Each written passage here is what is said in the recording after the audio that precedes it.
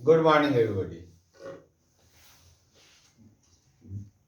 व्याकरण के कुछ ऐसे प्रश्न जो हमारे लिए महत्वपूर्ण है, आइए उस पर चर्चा करते हैं। बोर्ड का एग्जामिनेशन का समय है, आप इस पर चर्चा करें। पहला है ज का उच्चारण स्थल कहाँ है, तो यह ध्यान रखें।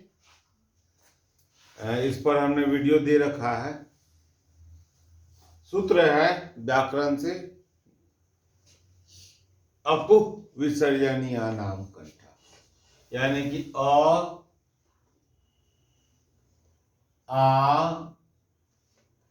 वर्ग, क वर्ग में हो गया क ख ग घ अंग, ह और विसर्ग। इसका उच्चारण जो होता है कंठ होता है, लेकिन यह कवर्ग नहीं है, यह चवर्ग है। तो इचु यथा नाम तालु, ई और ई, चवर्ग।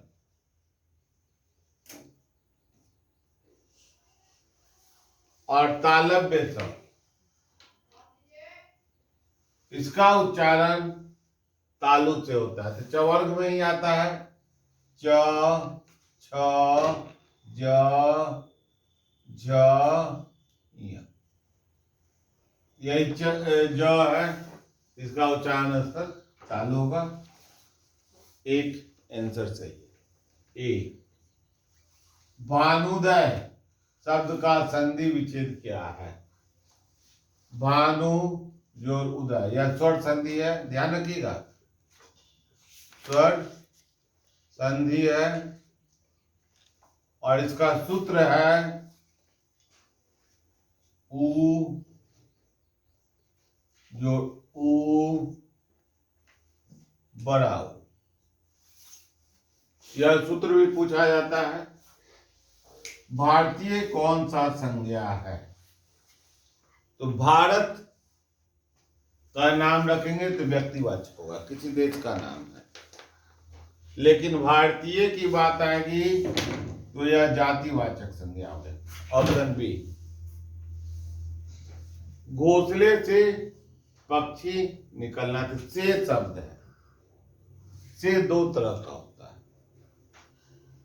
तो यहां पर अलग होने से संबंधित है, इसलिए यह आपादान कारक है।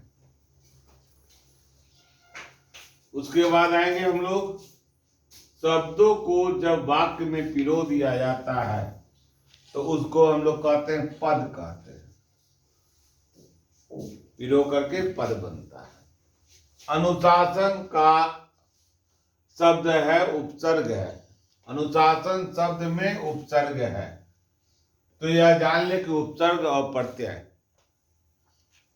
ऊपर ले आता है और प बाद में आता है, तो उपसर्ग पहले लगता है और प्रत्यय बाद में लगता है।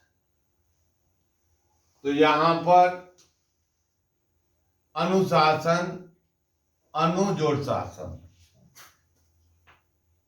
यहां पर शासन है, शासन के पहले अनु लगा देते हैं तो शब्द का अर्थ बदल जाता है, इसलिए ये अनु होगा। वार्षिक का प्रत्यय होगा इक प्रत्यय होगा। सुख का विशेषण क्या है?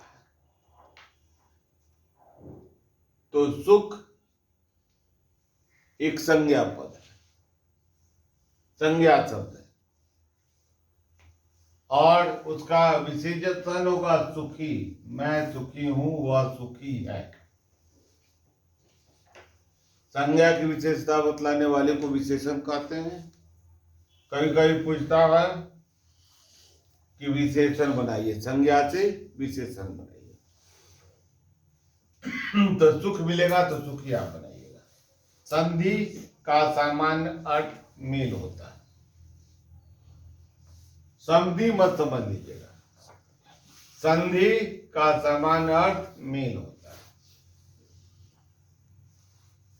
आजन्म कौन सा समास है? तो है आजन्म अव्ययी भाव समास है। तो आइए इसकी परिभाषा क्या है। तो प्रथम पद अवयव या प्रधान हो और तत्पुरुष समास। तो तत्पुरुष समास का दूसरा पद प्रधान होता है। कर्मधार समास का एक पद विशेषण होता है और द्विगुणी समास में संख्यावाचक होता है।